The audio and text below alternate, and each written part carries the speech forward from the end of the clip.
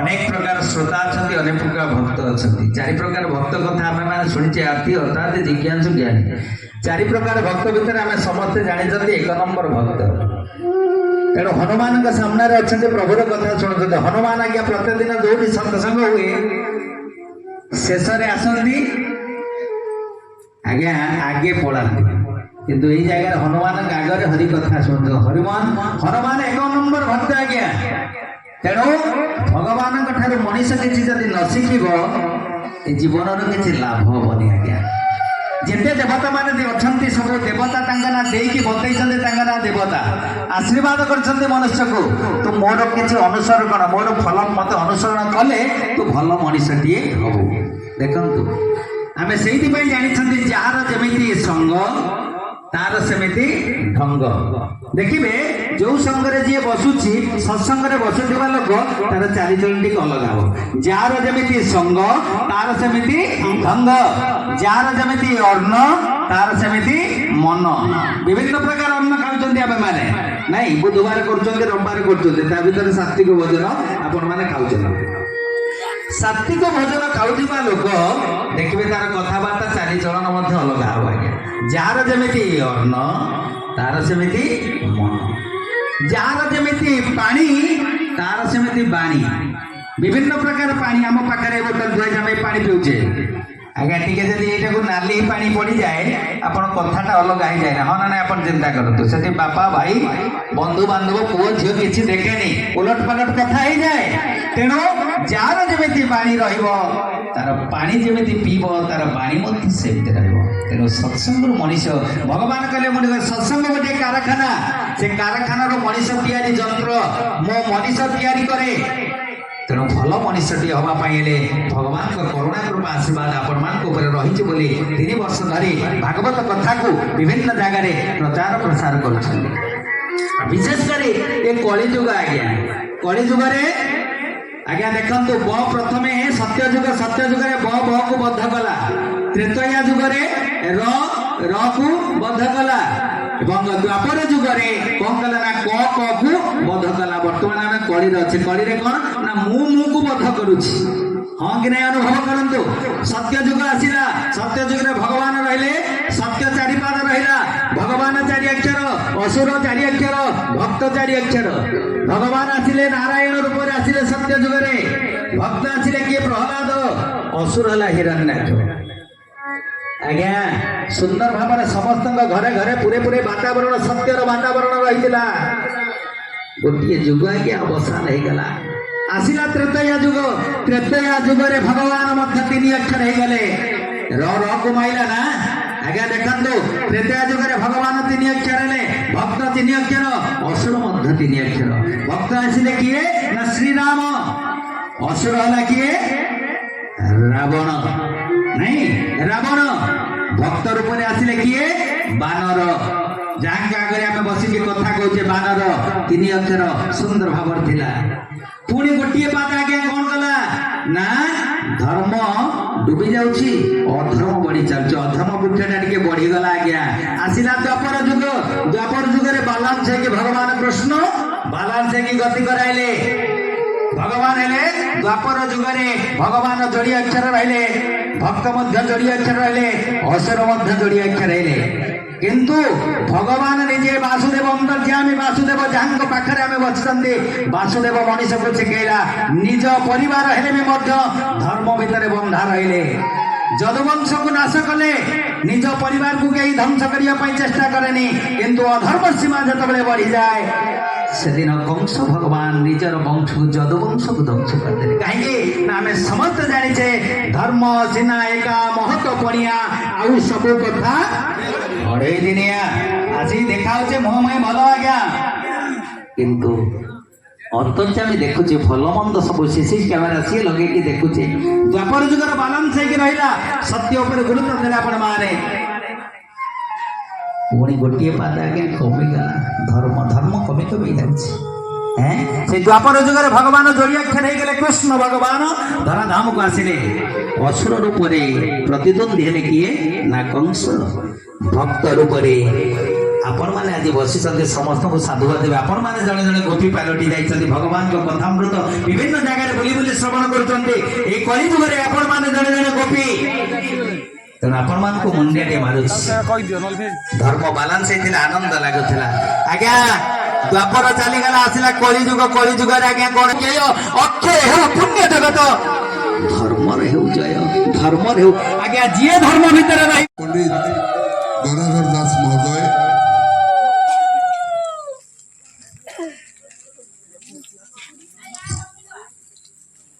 ଇଏ ହେଉଛି ମହାପ୍ରସାଦର ଭକ୍ତି ମା ମାନଙ୍କର ଆୟୋଜନ।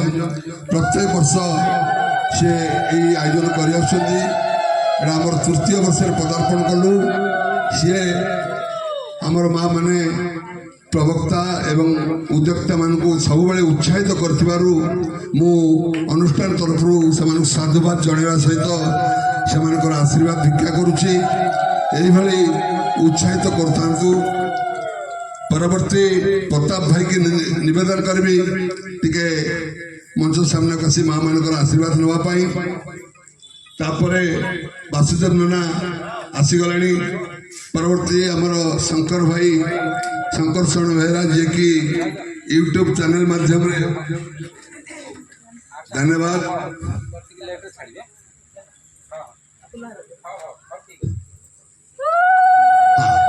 ପ୍ରତାପ ଭାଇ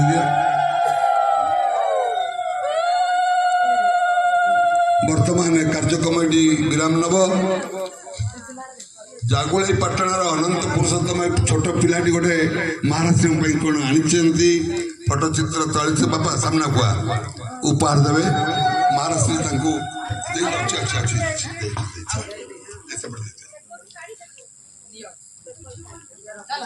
ଅନନ୍ତ ପୁରୁଷୋତ୍ତମ ସେ ପୁଅଟି ଗୋଟେ ଆଣିଛି ମହାରାଷ୍ଟ୍ରଙ୍କ ପାଇଁ ଉପହାର। ମହାରାଜ ଟିକେ ଆଶୀର୍ବାଦ କରିବେ।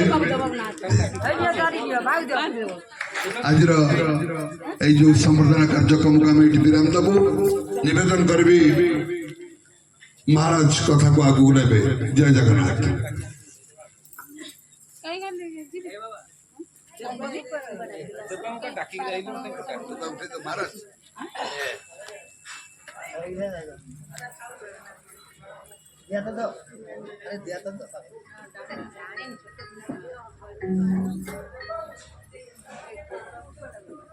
धन्यवाद देवी महाप्रसार उद्योक्ता माँ मान को आकु कहुए आमर संस्कार परंपरा जो आज ये धर्म रही रही आसी ओडिशा माटी रे जगन्नाथ दास वर्तमान निवेदन करी महाराज कथा को आगू नेबे। जय जगन्नाथ।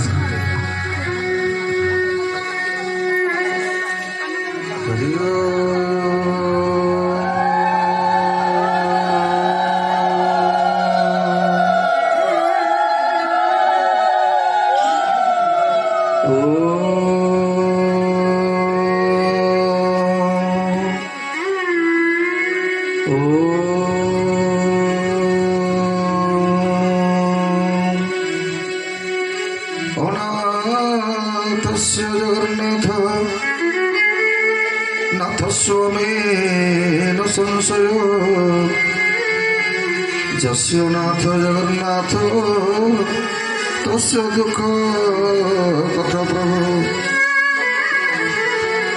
मन्नाथ श्री जगन्नाथ मद्गुरु श्री जगद्गुरु मदात्मा सर्वदात्मा तस्मै श्री गुरवे नमः। सर्वमंगल मंगले शिवे सर्वार्थ साधिके शरण त्र्यंबके गौरी नारायणी नमस्तुते अपदाम परतारम दातरम सर्वसंपदा लोकाभिराम श्रीराम भूयो भूयो नमामि मनोजमरुततुल्य वेगम जितेन्द्र बुद्धिमता वरिष्ठम वातात्मजं वानरयोद्धमुख्यं श्रीरामदूतं शरणं प्रपद्ये आई हनुमंत विराजे कथा कहु मति अनुसार प्रेम सहित गदी धर बधाई पवन कुमार गोविंद गोविंद गोविंद पदगल मकरत गोविंद गोविंद गोविंद श्याम करंद पान करी आनंदे बोल हरि हरि हरि हरि बोल सबके हरि कनाले बंधेरा पारी करिबे छपा डोरा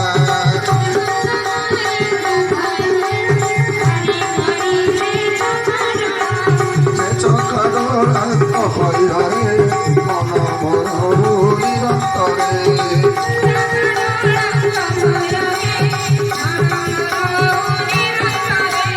मन मोर निरंतरे रहो तोना मगाई दिन जाओ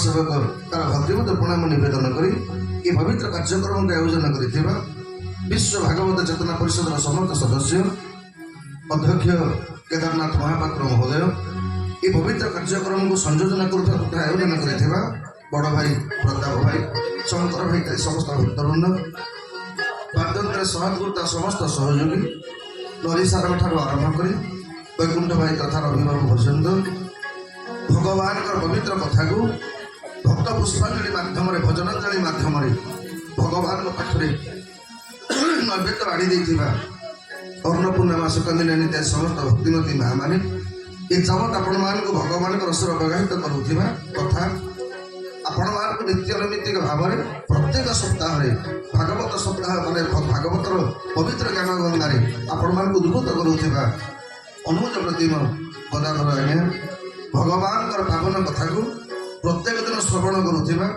एवं ये अधम सेवक मानू उपलोकन दे सम्मानित करथिबा माँ पसरार समस्त माँ माने भगवान पावन कथा को श्रवण करने ये पवित्र वृंदावन धाम में उपस्थित समस्त सज्जन वृंद भक्तिमती माँ मैंने आशीर्वाद कुनि कुनि पिला माने आपण मानू समस्त से भगवान अंश रूप ये अधम सेवक प्रणाम आसतु भगवान से अपार करुणार आज षष्ठ दिवस आमको कथा श्रवण कर सुजोग लाभ मिली आनंदर सहित श्रद्धार सहित भावर सहित भक्तिर सहित दुई बार आपण मैंने मो सहित नाम कीर्तन करेंगे तापर जमी भगवान कृपा हम भगवान पूर्व कथा को आनंदर सहित श्रवण करवा जय जय राधा रमण हरि बोल जय जय राधा रमण हरि बोल जय राधा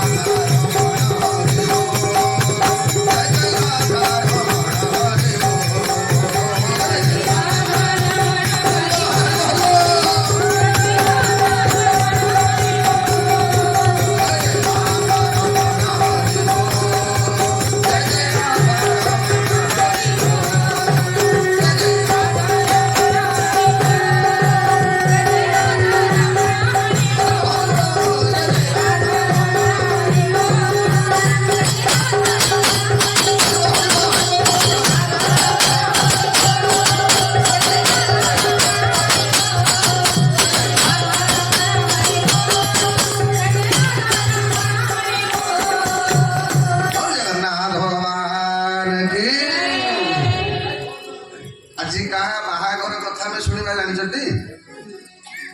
ଲକ୍ଷ୍ମୀ ସାନ୍ତାଣୀଙ୍କ ବାହାଘରରେ ତମେ ତାଙ୍କେ ଗଣାଟା କୁଣ୍ଠିକି ରହିବାର କହୁଛ ମା ଲକ୍ଷ୍ମୀ ସାନ୍ତାଣୀ ଶୁଣୁଥାଲ।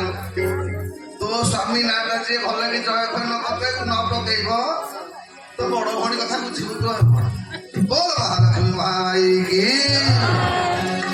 ବୋଲ ଜଗନ୍ନାଥ ଭଗବାନ କି, ଆଉ ଟିକେ ଜୋରେ ଜୟକାର ପକେଇବ କି ସବେ କି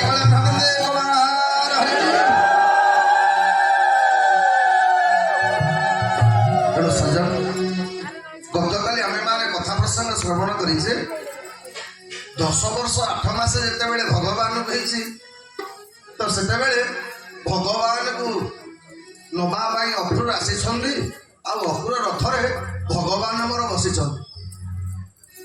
ତ ତୁଳାଭିନା କାବ୍ୟରେ ମହାପୁରୁଷ ଅଚ୍ୟୁତାନନ୍ଦ କଲମ କଲେ ଭଗବାନଙ୍କର ମଥୁରା ଯିବାର ଦୃଶ୍ୟଟା କେମିତି ନା ହରିଣୀ ଚାହିଁଛି ପୋଥେବାକୁ ଚାହିଁଛି ହାତୀ ଥୋଡ଼ ପାହାଡ଼ରେ ଚାଳକୁ ଭାଙ୍ଗିଛି ହରିଣୀ ଚାହିଁଛି ପୋଥେବାକୁ ଚାହିଁଛି ହାତୀ ଥୋଡ଼ ପାହାଡ଼ରେ ଚାଳକୁ ଭାଙ୍ଗିଛି। ବୃନ୍ଦାବନର ଦୃଶ୍ୟଟା କଣ ନା ଯେତେବେଳେ ଭଗବାନ ରଥ ଉପରେ ବସିଗଲେ ଭଗବାନଙ୍କୁ ଅଟକେଇବା ପାଇଁ ଗୋପୀମାନେ କିଏ ମନ ଭିତରେ ବିଚାର କଲେ ଚାଲ ଯିବା ଅପୁରକୁ ମାରିଦବା।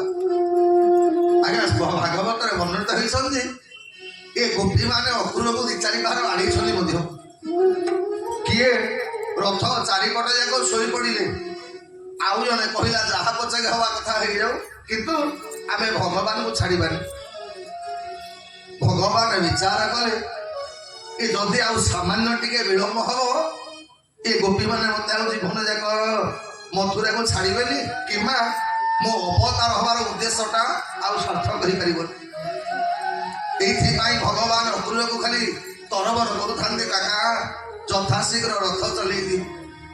ଆଜ୍ଞା ଭଗବାନଙ୍କ ରଥଟା ଯାଉଥିଲା ବେଳେ ଅଚ୍ୟୁତାନନ୍ଦ ମହାପୁରୁଷ ଦେଖିଲେ କଣ ନା ଆଜ୍ଞା ବୃନ୍ଦାବନରେ ଗୋଟେ ଦୃଶ୍ୟ ଭଗବାନ କୃଷ୍ଣ ଗଲାବେଳେ ଗୋଟେ ହରିଣଟେ ଘାସ କରୁଥିଲା ବେଳେ ଗୋଟେ ବାଘୁଣୀ ଆଜ୍ଞା ହରିଣକୁ ଖାଇବା ପାଇଁ ଆଜ୍ଞା ଗୋଡ଼େଇଛି। ଜୀବନ ବିକଳରେ ହରିଣଟା ତା ପ୍ରାଣ ବଞ୍ଚେଇବା ପାଇଁ ଆଜ୍ଞା ଦୌଡ଼ି ଦୌଡ଼ିକିରି ଆଗକୁ ପଳେଇ ଯାଉଥିଲା ବେଳେ ହରିଣର ନଜର ପଡ଼ିଗଲା ଯେ ଭଗବାନ କୃଷ୍ଣ ବଳରାମଙ୍କ ସହିତ ମଥୁରାକୁ ଯାଉଛନ୍ତି।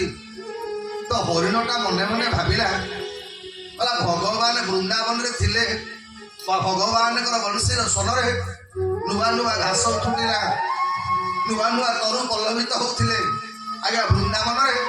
ଏଇଥିପାଇଁ କୌଣସି ଗୋଟେ ଗଛଟା ଆଜ୍ଞା ବୃନ୍ଦାବନରେ ଶୁଖେନି।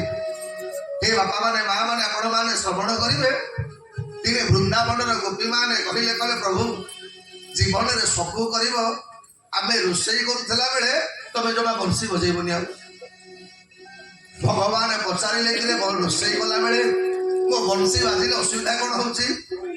ଗୋପୀମାନେ କହିଲେ ଶ୍ୟାମନଗର ତମର ବଂଶୀର ସ୍ୱନରେ ଆମ ଶୁଖିଲା କାଠ ଗୁଡାକ ସବୁ ଓଦା ହେଇଯାଉଛି, ଆଉ ଓଦା କାଠ ଗୁଡାକ ଆମେ ଜଳେଇକି ରୋଷେଇ କରିବୁ କେମିତି? ରୋଷେଇ ବିଳମ୍ବ ହେଲେ ଧୂଆଁ ବାହାରିଲେ ଆମକୁ ଶାଶୁମାନେ ବହୁତ କଟୁ କଥା କହୁଛନ୍ତି ଆଉ ଦଣ୍ଡ ବି ଦଉଛନ୍ତି। ଏଇଥିପାଇଁ ଏ ଶ୍ୟାମନଗର ସବୁବେଳେ ବଂଶୀ ବଜେଇବ, ରୋଷେଇ କଲାବେଳେ ଅନ୍ତତଃ ବସି ବଜାନି। ତମ ବଂଶୀର ସ୍ୱରଟା ଶୁଷ୍କ କାଷ୍ଠ ଦେହରେ ଜୀବନ ସଞ୍ଚାର କରିଦଉଛି। ହରିଣଟା ମନେ ମନେ ଭାବିଲା ଯେ ଭଗବାନଙ୍କର ବଂଶୀ ସ୍ୱରରେ ନୂଆ ନୂଆ ଘାସ ଉଠୁଥିଲା, ଡାଳପତ୍ର ହଉଥିଲା, ମୁଁ ଖାଉଥିଲି, ମୋ ବଂଶ ବୃଦ୍ଧି ହଉଥିଲା। ଆରେ ଭଗବାନ ପଳେଇ ଗଲା ପରେ ତ ଆଉ ଘାସ ହବନି, ଆଉ ମୁଁ ବଂଶୀକି ଲାଭ କଣ? ଏ ବାଘ ତୁ ମତେ ଖାଇଦେ। ଆଜ୍ଞା ବାଘଟା ମଧ୍ୟ ହରିଣକୁ ଖାଇବାକୁ ଗଲାବେଳେ ଆଜ୍ଞା ଯେତେବେଳେ ଖାଇବାକୁ ପଞ୍ଝା ମାରିଛି ତା ନଜର ପଡ଼ିଗଲା ଭଗବାନ କୃଷ୍ଣ ରଥ ଉପରେ ବସିଛନ୍ତି। ବାଘ ମନେ ମନେ ଭାବିଲା ଏ ବୃନ୍ଦାବନରେ ବଂଶୀ ବାଜୁଥିଲା ବୋଲି ଅନେକ ହରିଣ ସୃଷ୍ଟି ହଉଥିଲେ, ମୁଁ ଖାଇକି ମୋ ପରିବାର ପୋଷୁଥିଲି, ମୋ ପେଟ ପୋଷୁଥିଲି। ଆରେ ଭଗବାନ ତ ମଥୁରାକୁ ପଳେଇ ଗଲେ, ଆଉ ଏବେ ଆଉ ତ ଭଗବାନଙ୍କର ବଂଶୀସ୍ୱର ଶୁଭିବନି, ଆଉ ତ ହରିଣ ମାନଙ୍କର ବଂଶ ବୃଦ୍ଧି ହବନି। ମୁଁ ଆଉ ହରିଣକୁ ଖାଇବି କଣ ପାଇଁ? ଏଇଥିପାଇଁ ସେ ବାଘଟା ଆଜ୍ଞା ପଞ୍ଜାବ ଦେଖିଛି ଖାଇବା ପାଇଁ, ସେମିତି ସ୍ଥିର ହେଇଗଲା, ସିଏ ବି ତାକୁ ଆଉ ଖାଉନି। ଆଉ ଏପଟେ ଗୋଟେ ହାତୀ ବର ଡାଳ ଗୋଟେ ଖାଇବ ବୋଲି ବର ଗଛରୁ ଡାଳଟା ଭାଙ୍ଗିଛି, ଆଜ୍ଞା ଭାଙ୍ଗିକି ପାଣିରେ ପୁରେଇବାକୁ ଗଲା ବେଳେ ନଜର ପଡ଼ିଗଲା ଭଗବାନ ବୃନ୍ଦାବନ ପରିତ୍ୟାଗ କରିକି ଯାଉଛନ୍ତି। ହାତୀଟା ସେମିତି ଘୋଡ଼ ପାହାଡ଼ରେ ବର ଡାଳଟାକୁ ଭାଙ୍ଗିକି ରଖିଛି, ଆଉ ବର ଡାଳଟାକୁ ଖାଇପାରୁନି। ସମସ୍ତଙ୍କୁ ଶୋକର। ଏପଟେ ଯଶୋମତୀ ମା ଦୌଡ଼ି ଆସିଲେ ଭଗବାନ କୃଷ୍ଣଙ୍କ ପାଖକୁ। ଭଗବାନ କୃଷ୍ଣଙ୍କ ପାଖରେ ସରଳମଣି ଯଶୋମତୀ ମା ଦେଇଦେଲା, ଆଉ ଭଗବାନଙ୍କ ପାଖରେ କହିଲା କଲା କାନରେ ମଥୁରାକୁ ଗଲାବେଳେ ଏ ଦୁଃଖିନୀ ମାର ଗୋଟିଏ ଛୋଟିଆ କଥା ମାନିବୁ। ଭଗବାନ କଲେ ମା କହୁନୁ ନା ଶୁଣୁ, ତୁ ପିଲାଦିନେ ଥରେ ମାଟି ଖାଇଥିଲୁ ବୋଲି ମୁଁ ତ କାନ ଧରିଥିଲି ବାପା, ଆଉ ଥରେ ମୋ ହାଣ୍ଡି ଭାଙ୍ଗି ଦେଇଥିଲୁ ବୋଲି ମୁଁ ତତେ ବାନ୍ଧିକି ବାଡ଼େଇଛି। ମୋ ବାପଟା ପରା, ତୁ ଯେତେବେଳେ ମଥୁରାକୁ ଯିବୁ କେତେବେଳେ ଭାବିବୁନି ଏ ଦୁଃଖିନୀ ମାଟା ତତେ ଦିନେ ଦିନେ ବାନ୍ଧିଥିଲା, ଆଉ ଦିନେ ତୋ କାନ ମୋଡ଼ି ଦେଇଥିଲା ବୋଲି। ମୋ ବାପାଟା ପରା, କେବେ ଭାବିବୁନି। ଆଉ ଶୁଣୁ, ଦେବକୀ ମାଆକୁ କହିବୁ ଯଦି ତାର କେତେବେଳେ ଚାକରାଣୀ ଦରକାର ପଡ଼ିବ ସେ କେବଳ ମତେ ଥରେ ଡାକିବ। ଶୁଣୁ, ମୋର କୌଣସି ମଜୁରୀ ଦରକାର ନାହିଁ। ମୁଁ ଜାଣିଛି ତୁ ମୋ ସନ୍ତାନ ନୁହ, କିନ୍ତୁ ଦେବକୀକି ଥରେ କହିଦବୁ ଯଦି ତାର କେତେବେଳେ ଚାକରାଣୀ ଦରକାର ପଡ଼ିବ ସେ ମତେ ଡାକିବ। ବିନା ମଜୁରୀରେ ବିନା ପଇସାରେ ମୁଁ ଦେବକୀର ସବୁ କାମ କରିବାକୁ ପ୍ରସ୍ତୁତ, କିନ୍ତୁ ତା ବଦଳରେ ଅନ୍ତତଃ ଦିନକୁ ଗୋଟିଏ ଥର ତତେ ପେଟ ପୁରେଇକି ଦେଖିବି। ଭଗବାନ ବାହାରି ଆସୁଥିବା ଅସୁରଟାକୁ ହସି ହସି କହିଲେ ମା ତମେ ଏମିତି କହୁଛ କଣ ପାଇଁ? ଏ ମା ଜାଣିଛୁ ନା, ଏ ଆମ ବୃନ୍ଦାବନରେ ଭଲ ଦୋକାନ ବଜାର ନାହିଁ ତ। ମୁଁ ବାପାଙ୍କ ସାଙ୍ଗରେ ମଥୁରାକୁ ଗଲେ ନା ତୋ ପାଇଁ ବଢିଆ ବଢିଆ ଚୁଡ଼ି କିଣିଦେବି, ବଢିଆ ଶାଢୀ କିଣିଦେବି। ନା ଦେଖିବୁ ମୁଁ ଆଇଲା ବେଳେ ତୋ ପାଇଁ ବଢିଆ ଶାଢୀ ଆଣିକି ଆସିଥିବି। ଯଶୋମତୀ ମାଟା ହସିଲା କଲା କାନା, ଆରେ ଜୀବନରେ ଆଉ ଶାଢୀ ପିନ୍ଧିବି କଣ ପାଇଁ? ମୋର ଆପଣ ବୟସ ଅଛି ଶାଢୀ ପିନ୍ଧିବା ପାଇଁ। ପରା ବେଶୀ ଡେରି କରିବୁନି, 2 ଦିନ ପାଇଁ ପଳେଇ ଆସିବୁ। ମନେ ରଖି, ତୁ ନ ଆସିଲା ପର୍ଯ୍ୟନ୍ତ ମୁଁ ବି ନ ଖାଇ ନ ପିଇକି ଅପେକ୍ଷା କରିବି। ଇଚ୍ଛା ନଥିଲେ ମଧ୍ୟ ଯଶୋମତୀ ମାଟା ସେଦିନ ବିଦା କରୁଛି ଭଗବାନ କୃଷ୍ଣକୁ। ବାରମ୍ବାର ନନ୍ଦରାଜାକୁ ଗୋଟିଏ କଥା, ନନ୍ଦ ତମେ ମୋ ପୁଅଟାକୁ ନଉଛ ଯେମିତି ଆଣିବ ବି ସେମିତି। ଯଦି ନ ଆଣିବ ତମେ ଜାଣିବ ଏ ମାର କଣ କରାମତି। ରଥରେ ବସି ଭଗବାନ ମୋର ମଥୁରା ଅଭିମୁଖେ ଗଲା ବେଳେ ଅକୁରଙ୍କ ଆଖିରେ ଲୁହ। ଅକୁର ବିଚାର କଲେ ମୁଁ କେଡ଼େ ବଡ଼ ପାପିଟା, ଏ ହସ ଖୁସିରେ ଖେଳୁଥିବା ବୃନ୍ଦାବନରେ ମୁଁ ବଜ୍ରାଘାତ କଲି ମୋରି ପାଇଁ। ଆରେ ମୁଁ ଜାଣିଛି ଏ ପିଲା ଦିଟାକୁ କଂସ ମାରିବା ପାଇଁ ନଉଛି। ଏ ପିଲା ଦିଟାଙ୍କର ଯଦି ଟିକେ ସାମାନ୍ୟ କ୍ଷତି ହେଇଯାଏ ଏ ବ୍ରଜମଣ୍ଡଳରେ କୌଣସି ଗୋଟିଏ ଲୋକ ବଞ୍ଚିବେନି। ଲୋକ ଦୂର କଥା, ଗାଈ ମାନେ ବି ବଞ୍ଚିବେନି। ଏ ସଜ ଆପଣମାନେ ଶୁଣିଥିବେ ଦିନେ ଯଶୋମତୀ ମା ଦେବର୍ଷି ନାରଦକୁ କହିଲା କଲା ନାରଦ, ଏ ମୁଁ ସିନା ପାଠ ପଢିନି, ତମେ ମୋ ପାଇଁ ଗୋଟେ ଚିଠିଟେ ଲେଖିବ ଭଗବାନଙ୍କ ପାଖକୁ।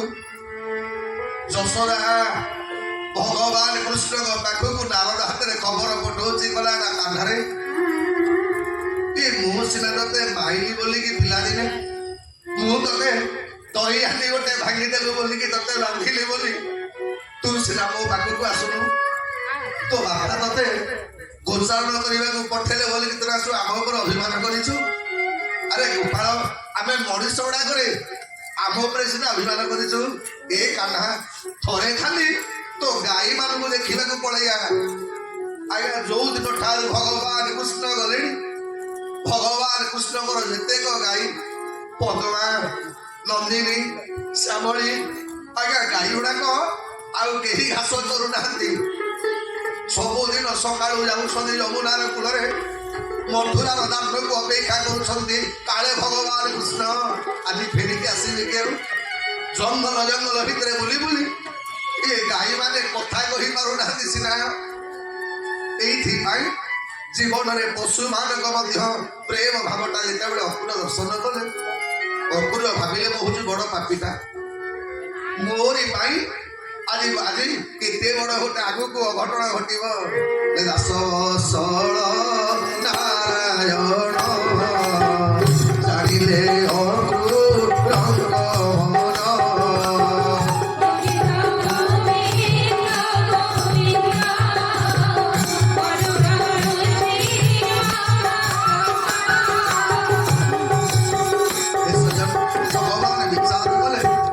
ଅକୁରଙ୍କର ଏ ଦୁଃଖକୁ ଦୂର କରିବା ପାଇଁ ଯେମିତି ଯମୁନା କୂଳରେ ରଥ ପହଞ୍ଚିଗଲା, ଅକୁରଙ୍କୁ ପ୍ରଚଣ୍ଡ ଗରମ ଲାଗିଲା। ଅକୁର କହିଲେ ଶାନ୍ତେ, ଯଦି ଆପଣ ମତେ ଟିକେ ଅନୁମତି ଦିଅନ୍ତେ ମୁଁ ଟିକେ ଯମୁନାର ଜଳରେ ଟିକେ ସ୍ନାନ କରନ୍ତି। ଆଜ୍ଞା ଭଗବାନ ମୋର ରଥ ଉପରେ ବସିଛନ୍ତି, ଆଉ ଅକୁର ଜଳରେ ପ୍ରବେଶ କଲେ। ଆଜ୍ଞା ଜଳରେ ଦେଖିଲେ କଣ ନା ଜଳ ଜଳରେ ନାରାୟଣ ଦେଖନ୍ତି ଶଙ୍ଖ ଚକ୍ର ଚିହ୍ନ।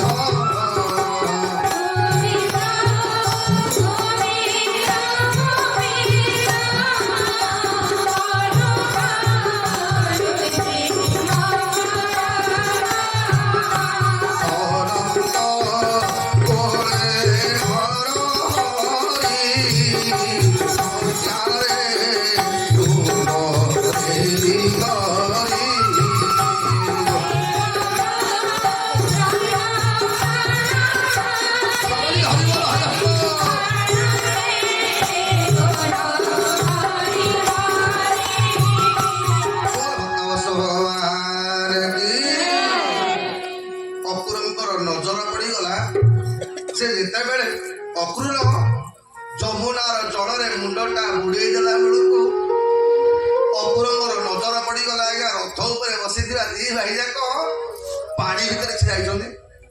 ଅକ୍ରୁର ମନେ ମନେ ଭାବିଲା କଲା ହେ ଏ ତ ରଥ ଉପରେ ବସିଥିଲେ ତଳୁ କହିଲେ କେତେବେଳେ। ଆଜ୍ଞା ପୁଣି ଯେତେବେଳେ ଅକ୍ରୁର ଉପରକୁ ଦେଖିଲା ବେଳକୁ ରଥ ଉପରେ ଭଗବାନ ବସିଛନ୍ତି। ଆଉ ଥରେ ପୁଣି ପାଣିରେ ବୁଡିଲା, ଆଜ୍ଞା ଦେଖିଲା ବେଳକୁ ଭଗବାନଙ୍କ ସେଇ ସ୍ୱରୂପ। ପୁଣି ଥରେ ମୁଣ୍ଡ ଉପରେ ଦେଖିଲା ବେଳକୁ ଭଗବାନଙ୍କର ଆଉ ଥରେ ସେଇ ସ୍ୱରୂପ। ଭଗବାନ ଅକୁରକୁ କୃପା କରି ନିଜର ଶଙ୍ଖ ଚକ୍ର ଗଦାପତ୍ର ଚତୁର୍ଥା ରୂପ ଦର୍ଶନ କରେଇଲେ। ଅନନ୍ତର ଶଯ୍ୟା ଉପରେ ଶେଷ ଶଯ୍ୟା ଉପରେ ଅନନ୍ତ ଶୟନରେ ଭଗବାନ ସାହିତ୍ୟ ହେଇଛନ୍ତି। ଲକ୍ଷ୍ମୀ ପାଦ ସେବା କରୁଛନ୍ତି। ହସି ହସିକି ଅକୁର ଜଳ ଭିତରୁ ବାହାରିଗଲା ପରେ ଭଗବାନ ପଚାରିଲେ କଲେ କାକା ଏତେ କଣ ବିଳମ୍ବ କରୁଛ ଗାଧେଇବା ପାଇଁ। ଅକୁର ହାତ ଯୋଡିଦେଲେ କହିଲେ ଶାନ୍ତେ, ମୁଁ ଯୋଉ ଭାବୁଥିଲି ଆପଣ ସାମାନ୍ୟ ମାନବ ଶିଶୁ ବୋଲି, ଆପଣ ମାନବ ନୁହଁ, ଆପଣ ହଉଛନ୍ତି ପରମାତ୍ମା। ଏ ଭକ୍ତ ଉପରେ କୃପା କରି ଆପଣଙ୍କ ଦିବ୍ୟ ରୂପକୁ ଦର୍ଶନ ଦେଇଛନ୍ତି।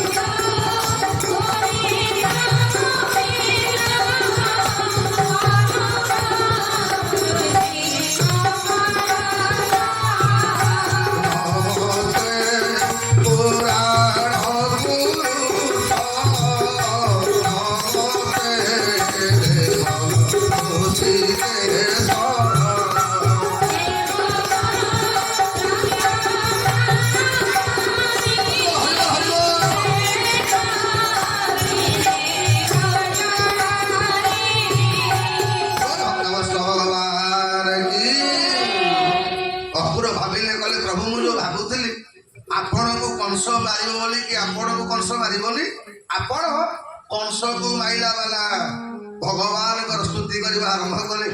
ହସି ହସିକି ଭଗବାନ ଅକୁରଙ୍କର ଜ୍ଞାନ ପ୍ରଦାନ କରିସାରିଲା ପରେ ଯମୁନା ପାରି ହେଇ ଭଗବାନ ମୋର ପ୍ରବେଶ କଲେ ମା ମାନେ ମଥୁରା।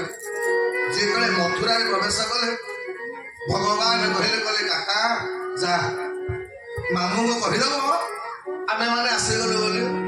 ଅକୁର ଡାକିଲା ଗଲା ଶାନ୍ତି ଟିକେ ଥରେ ଗରିବର କୁଡ଼ିଆରେ ଆପଣଙ୍କ ପାଦ ଟିକେ ପଡନ୍ତାନି ମୋ ଜୀବନଟା ଧନ୍ୟ ହେଇଯାନ୍ତା। ଆରେ ଭଗବାନଙ୍କର ପାଦଟା ଥରେ ଯଦି ମୋ କୁଡ଼ିଆରେ ପଡ଼ିଯାନ୍ତା ମୋ ଜୀବନଟା ସାର୍ଥକ ହୁଅନ୍ତା ପଡ଼ିବା। ଥରେ କେବଳ ଆପଣଙ୍କ ଘରକୁ ଆସନ୍ତୁ। ଭଗବାନଙ୍କ ଲକ୍ଷ୍ମୀର ଏବେ ଯିବାର ସମୟ ହେଇନି। ଆଗ ମାମୁଙ୍କ ଖବର ବୁଝି ସାରିବି, ତାପରେ କଥା ଦଉଛି ଗୋଟେ ଦିନ ତମ ଘରକୁ ନିଶ୍ଚିତ ମୁଁ ଅତିଥି ଦେଇକି ଯିବି। ଭଗବାନଙ୍କୁ ସ୍ୱାଗତ କରିବା ପାଇଁ ଅପୁର ଅପେକ୍ଷା କରିକି ବସିଛି। କୋଉ ଦିନ ଭଗବାନ ଆସିବେ ଅପୁରକୁ ସ୍ୱାଗତ, ଭଗବାନଙ୍କୁ ସ୍ୱାଗତ କରିବ। ଏପଟେ ମଥୁରାର ଉଦ୍ୟାନ ଭିତରେ ନନ୍ଦ ରାଜା ଗୋପାଳ ବାଳକ ମାନଙ୍କ ସହିତ ମିଶି ଆଜ୍ଞା ପତ୍ର ଗୁଡିଆ ସବୁ ତିଆରି କଲେ। ଯେତେବେଳେ ପତ୍ର ଗୁଡିଆ ତିଆରି କଲେ ଭଗବାନ କୃଷ୍ଣ କହିଲେ ବାପା ମୋର ଟିକେ ଭାରି ମଥୁରା ବୁଲିବାକୁ ଇଚ୍ଛା ହଉଛି। ନନ୍ଦ କହିଲେ ତୋ ଯୋଉ ବାଳୁଙ୍ଗା ଛୁଆ ମୁଁ ତ ଗୁଣ ଜାଣିଛି। ଚଳନ୍ତା ଶଗଡ଼ରେ ହାତ ମାଇଲା ବାଲା ହେ ବୃନ୍ଦାବନ କଥା ଅଲଗା, ମୁଁ ବୃନ୍ଦାବନ ରାଜା। ତୁ ଯାହା କରୁଥିଲୁ ଲୋକ ତତେ କେହି କହୁନଥିଲେ ଏଇଟା ମଥୁରା କଟକ ସହର, ପୁଣି କଂସ ମହାରାଜାଙ୍କର ଶାସନ। ମାଛି କହିଲେ ନବଖଣ୍ଡ। ବାପାରେ ଜମା କୁଆଡେ ଯାଆନି, ଚୁପଚାପ ହେବ। ଭଗବାନ ପୁଣି ବାଧ୍ୟ କଲେ ବାପା ତମ ଦେହ ଛୁଉଛି। ମୁଁ ଜମା କଣ ମୁଁ ଗାଁରେ ବଦମାସି ହଉଥିଲି ନା କଣ, ତାପରେ ସହରରେ ବଦମାସି ହେବି ନା କଣ? ଜମା ବଦମାସି ହେବିନି, ତମ ଦେହ ଛୁଇଁକି କହୁଛୁ। ଆଜ୍ଞା ସତୁଆ ଠାକୁର ମୋର ବାପା ଦେହ ଛୁଇଁଦେଲେ। କହିଲେ ବାପା ଯଦି ତମର ମୋ ଉପରେ ବିଶ୍ୱାସ ହଉନି ନହେଲେ ସିକ୍ୟୁରିଟି ଗାର୍ଡ ଉପରେ ମୋର ବଡ ଭାଇକୁ ପଠଉନ। ଏ ଭାଇ ଚାଲୁନୁ ସାଙ୍ଗରେ। ବଳରାମ କହିଲେ ମୁଁ ଆକୁ କଣ ଜଗିବି, ତ ମତେ ଜଗିଲା ବାଲା। ତେଣୁ ବଳରାମ ବୁଝେଇଦେଲେ, କହିଲେ ବାପା ପ୍ରଭୁ, କହିଲେ ବାପା ମୁଁ ତା ଗ୍ୟାରେଣ୍ଟି ନଉଛି, ତମେ ବ୍ୟସ୍ତ ହଅ ନା। ଯାଉ ପିଲାଟା ଯଦି କହୁଛି ଟିକେ ବୁଲି ଆସିବ, ବୁଲି ଆସିବ ଆଉ କଣ ଅଛି। ଆଜ୍ଞା ନନ୍ଦ ଅନୁମତି ଦେଲେ, କହିଲେ କୁଆଡେ ଅନେଇବୁ ନେଇ, ସିଧା ସିଧା ଯିବୁ, ସିଧା ସିଧା ଆସିବୁ। ଆଜ୍ଞା ଭଗବାନ ମୋର ସୁନା ପିଲା ଭଳିଆ ମୁଣ୍ଡ ନୁଆଇକିରି ବାପା କଥା ମାନିଦେଲେ। ମାନି ସାଇଲା ପରେ ଆଜି ଭଗବାନ ମୋର ମଥୁରା କଟକକୁ ଯିବେ। ହେ ବାପା ମାନେ ମା ମାନେ ଆସ, ଆମେ ସମସ୍ତେ ଭଗବାନଙ୍କୁ ସ୍ୱାଗତ କରିବା। ସୁସ୍ୱାଗତମ୍ କୃଷ୍ଣ, ସୁସ୍ୱାଗତମ୍ କୃଷ୍ଣ,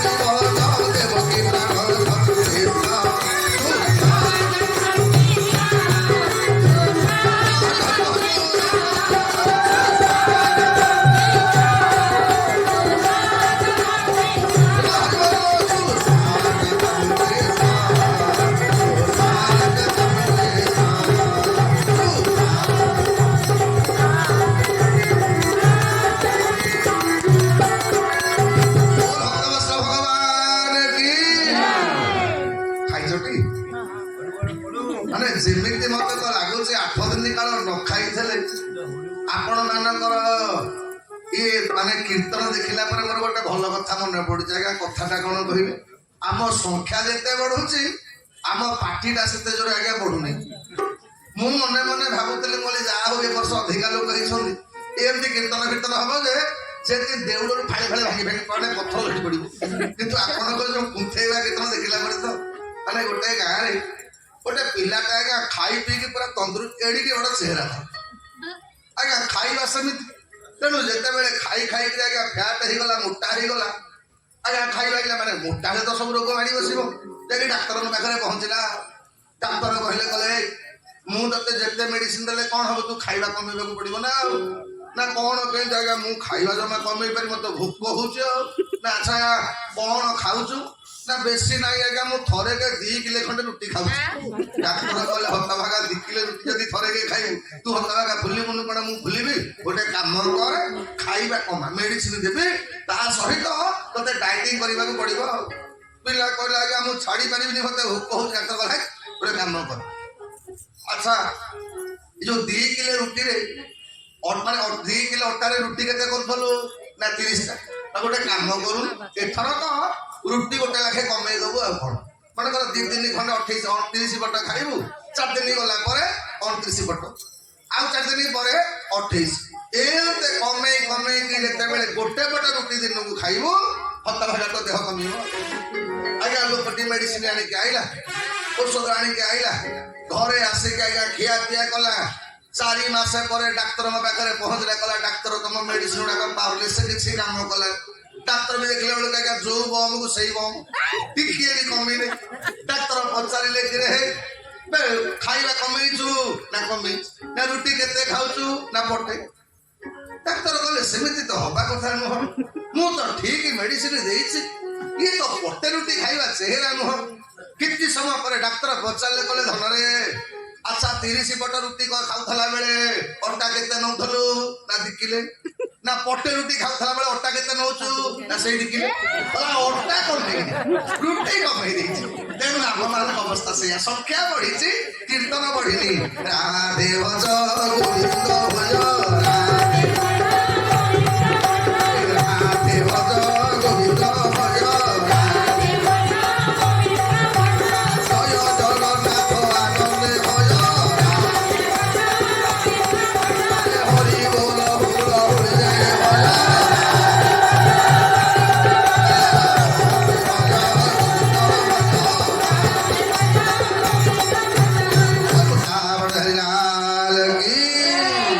ଆଜି ଭଗବାନ ମୋର ଯେମିତି ମଥୁରାରେ ପ୍ରବେଶ କଲେ, କଂସ ରାଜା ଆଦେଶ ଦେଇଛି, ଶୁଣ ଯୋଉମାନେ ସେ ଗୋପାଳ ପିଲାଟାକୁ ସ୍ୱାଗତ କରିବ ତା ପରିବାର ଯାକ ଶୁଳି ଚଢେଇଦେବି।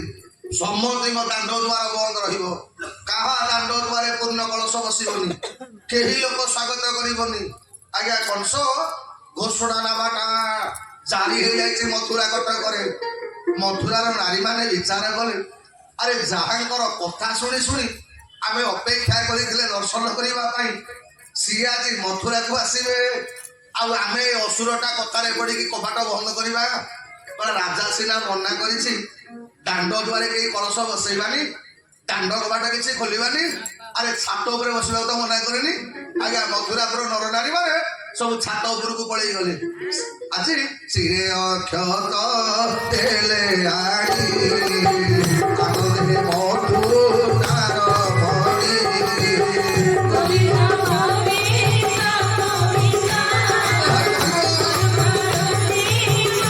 ଗୋବିନ୍ଦ ଆନନ୍ଦ ମନେ ସର୍ବବାଇ ବନାତି ଦେଇ ହୁଳ ହୁଳି।